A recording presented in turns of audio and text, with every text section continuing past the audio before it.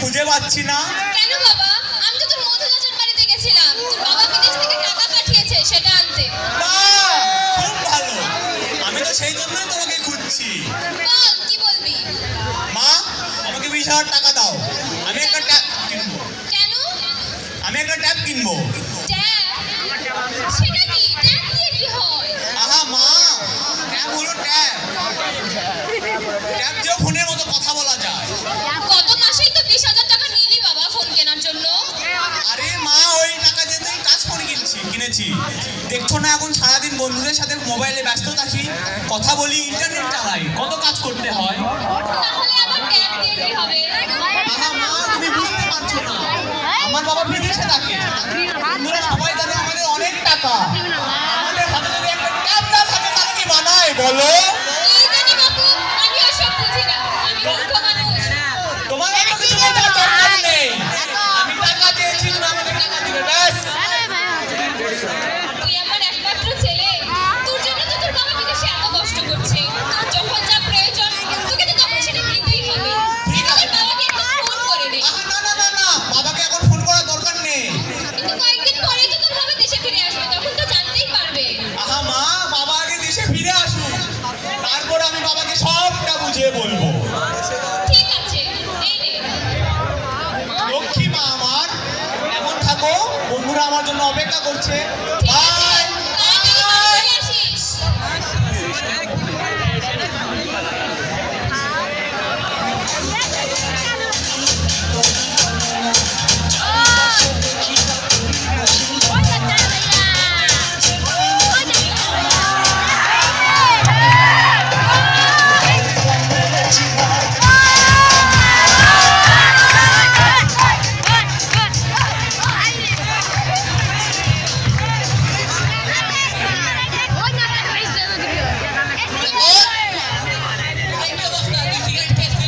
আরে না সুমন, না, আসলে আমার মাথাটা ঠিক নেই তো, তাই একটু টানছি, তুই কিছু মনে করিস না। এটা ঠিক না বন্ধু। না, তুই হঠাৎ এই পথে, তোকে তো কোনোদিন এই পথে দেখি না, এখানে তো খুব বাজে ছেলেরা থাকে। আসলে হয়েছে কি, আজ সকাল 10টায় আমার একটু চৌধুরী স্যারের দেওয়ার কথা ছিল। সকালে একটু পড়তে বসলাম, খেয়াল করিনি কখন যে 10টা পার হয়ে গেছে। তাড়াতাড়ি যাওয়ার জন্যই তো এই পথে এলাম। ও, তাই তো বলি, তুই ক্লাসের ফার্স্ট বয়, তুই কেন এই পথে থাকবি? তা শুনলাম তুই নাকি একটা ট্যাব কিনবি, ওই পোশাকে একটা স্মার্টফোন কিনলি। আচ্ছা বলতো, তুই এই পোশাকে টাকা কোথায় পাস? নিশ্চয়ই আন্টিকে মিথ্যা কথা বললি। হ্যাঁ, অনেকটা তাই। এসব ঠিক না বন্ধু, বাবা মাকে জানিয়ে প্রয়োজন অনুসারে টাকা নেওয়া উচিত।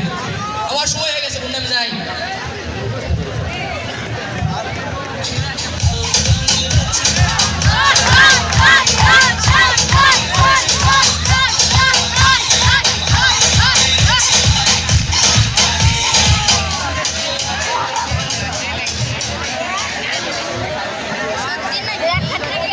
রতন, আরে শম্পা, তুমি? আরে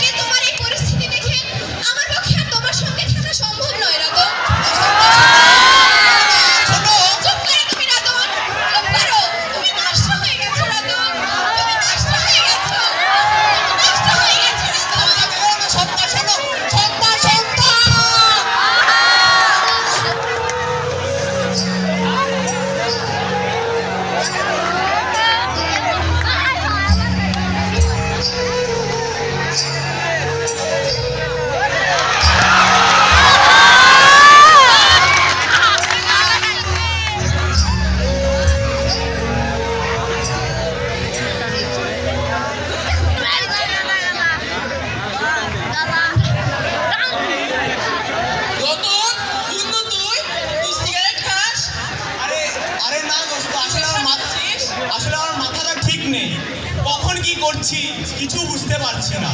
বন্ধু আমার মনে হয় তুই মোবাইলে বেশি আসক্ত হয়। আরে না দোস্ত, তুই স্বীকার না করলেও সবই বুঝি। আচ্ছা তো তুই কি জানিস আগামী সপ্তাহে আমাদের পরীক্ষার রেজাল্ট দিবে? হ্যাঁ জানি, সেই চিন্তাই তো করছি। আমার তো পরীক্ষার রেজাল্ট ভালো হবে না। কি করে ভালো হবে বল? তুই 24 ঘন্টা মোবাইল নিয়ে বসে থাকিস, আবার শুনলাম রাতেও নাকি মোবাইল চালাস। যাকে তুই বাবা আঙ্কেল নাকি দেশে আসবে। হ্যাঁ মা বলতে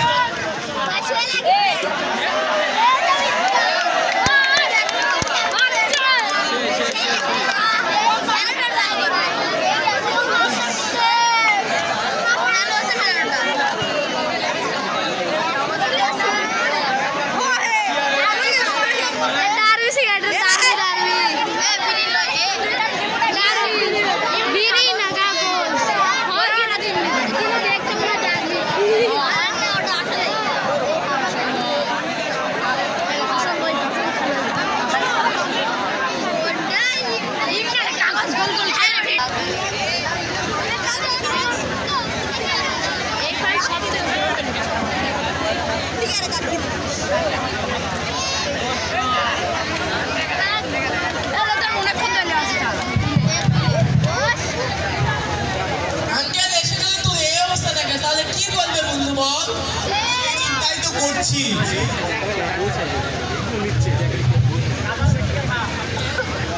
আরে কাফি, তুই চিকন আলী বল্টু ওরা কোথায়? ওদের তো দেখতে পাচ্ছি না। হ্যাঁ দোস্ত, ওরা এখনই চলে আসবে।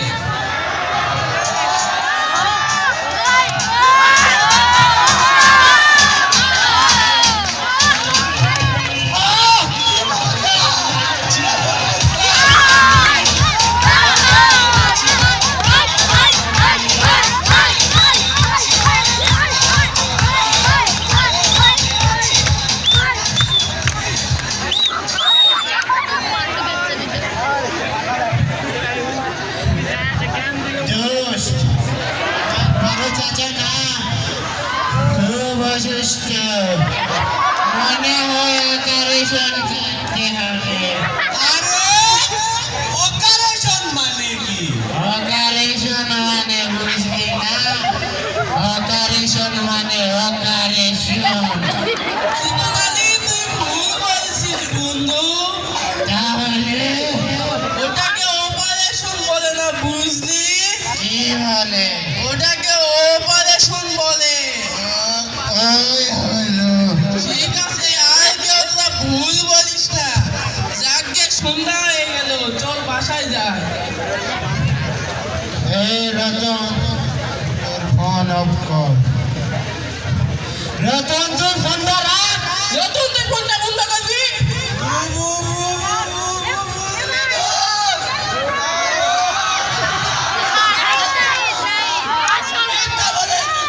কি বলেছিস?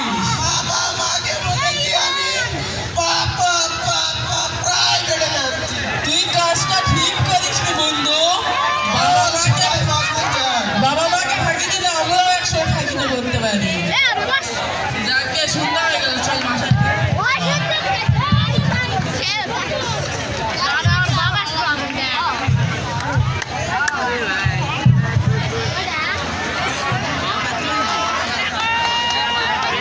মাস্টার সাহেব। ওয়ালাইকুম সালাম রহমান মিয়া। বিদেশ থেকে কবে আসলেন? গতকালই এসেছি মাস্টার সাহেব। তাও কোথাও যাচ্ছেন বুঝি? হ্যাঁ, আপনার কাছেই যাচ্ছিলাম, তো পথে দেখা হয়ে ভালোই হলো। তা কি মনে করে?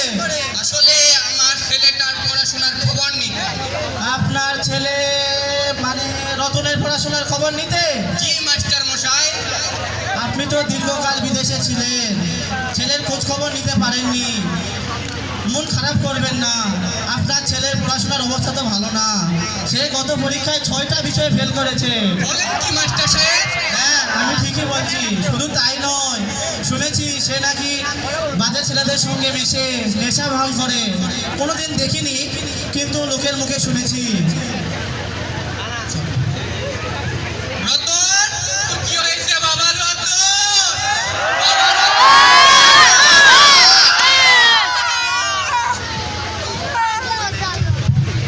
আঙ্কেল, রতন রাস্তা পার হতে গিয়ে রিক্সার সঙ্গে অ্যাক্সিডেন্ট করেছে, তবে আল্লাহ বাঁচাইছে, শুধু একটু গুরুতর আঘাত পেয়েছে। বাবা রতন!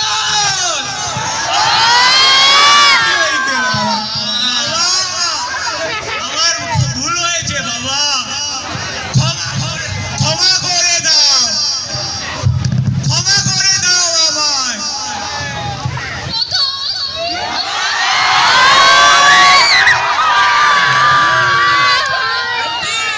বোধহয় বেশি বেশি টেনশন করেছে। টেনশন? তোর কিসের টেনশন বাবা? তুই যখন যা চেয়েছিস আমরা তো তখন তোকে তাই দিয়েছি, তোর তো কোনো অভাব রাখিনি। এটাই তো মা বাবার সবচেয়ে বড় ভুল।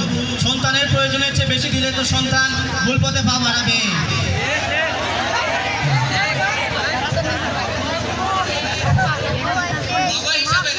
বাবা হিসাবে আমাদের সবসময় সন্তানদের খোঁজ খবর রাখা উচিত।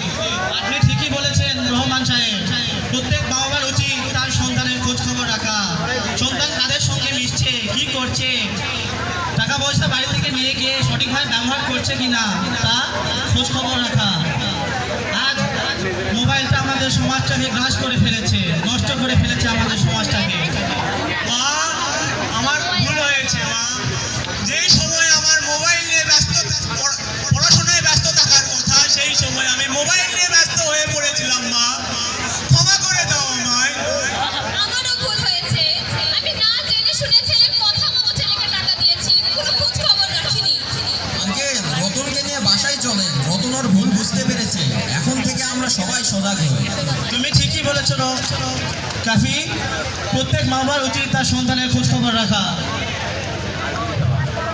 আমরা যেন আমরা যেন রহমানের পরিবারের মতো এইরকম ভুল আর না করি।